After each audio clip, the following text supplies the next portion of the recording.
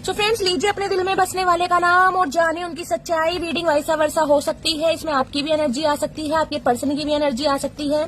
सबसे पहले एनर्जी से कनेक्ट होने के लिए पेज को फॉलो कीजिए, कमेंट्स बॉक्स में जाकर हर हर महादेव टाइप कीजिए, रील को शेयर कीजिए ताकि महादेव की ब्लेसिंग आपके प्यार के ऊपर हमेशा रहे।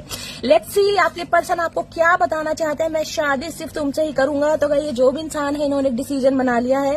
ये जब भी शादी करेंगे या कमिटमेंट का इरादा होगा, सबसे पहले नाम आपका है और ये इंसान आपको ही चूज करने वाले हैं। I have a big ego problem, लेकिन थोड़े ईगोस्टिक इंसान है। हो सकता है अभी ईगो की वजह से कमिटमेंट नहीं दे पा रहे हैं। आप दोनों के बीच में कोई कॉन्फ्लिक्ट है।